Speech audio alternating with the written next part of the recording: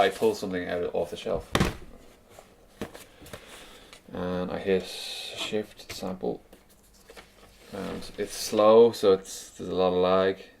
It's old, yeah. So there it's, and then I throw it on my super duper record.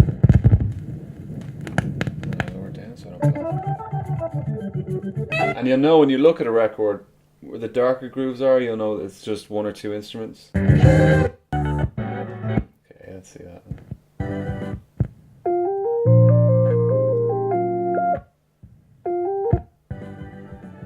Oh, it's a drum machine. It's an MPC MIDI Production Center 2000 XL drum machine sampler. How long do I have it? Let's see, 11 years. I probably didn't touch it for the first 10 that much. And then when you approached me about, I just acquired it while I was studying sound engineering and never really used it. And then you asked me, oh, could you supply some music for the project? And I said, okay. And I played you some stuff I did maybe in 2003, and here it is. But it's a very outmoded piece of equipment. But I like the fact that it's hands-on. You can touch it. I have the record player going through the mixer back into the machine. It's just sampled a bit, so I'll play back what I just sampled. So see, it's like going for the record, it's in the machine. Okay, now what are you gonna do? I'm gonna try and chop it up and see if I can make any interesting sounds in it. That's a nice one.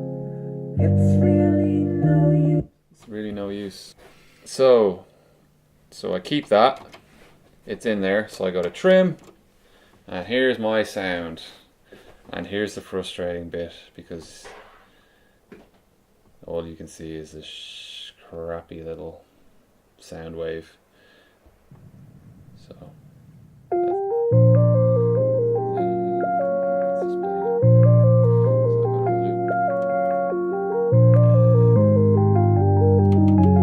I guess my own method is I make sure I make little loops. I might play them as loops. I like the fact everything can loop up together, and I think musically it'll sound better. There's no real method to the madness. You know, you need fresh ears, and you can only do it for a few hours before you start to go bananas. So I'm deleting as I go along from the main sample, creating little sections.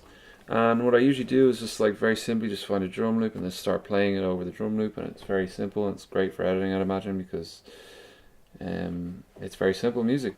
There you go now. So what you can do.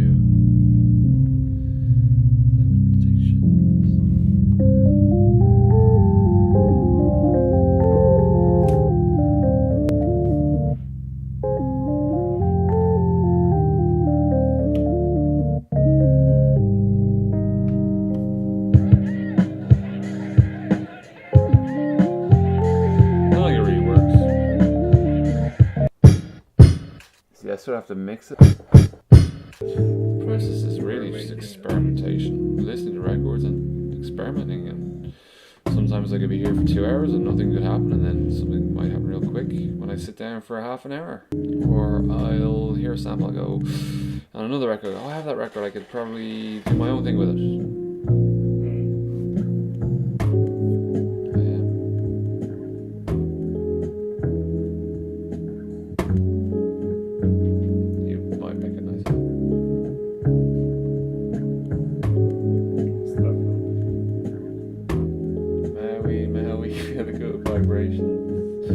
So many females, so many inspirations. 93 something. I just create the sounds I sort of like to hear. Plus, I guess knowing what to buy is a big boon as well, because you know you don't pass over the good stuff. You learn what's good, and you just commit that to memory, and then we go in, you see the cover, you're like, oh, that shit's really rare, and it's only €1. Hooray! They sort of honed it, I guess, because 4-in-1 was always very good with the musical choices. Like, it was a good mix, and you got to hear a lot of good hip hop through that. But I'd already been listening to hip hop for years before 4-in-1, so I guess it just exposed me to new forms of music. Maybe the Zero videos opened me up to like more rock stuff that I wouldn't have grown up listening to. Or like, yeah, the stereo videos, definitely the jazzier stuff. In my late teens I started buying more jazz.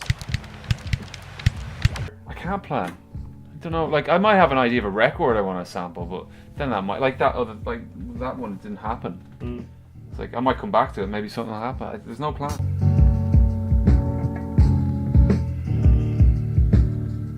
But I can't really work any other way because I'm technically retarded.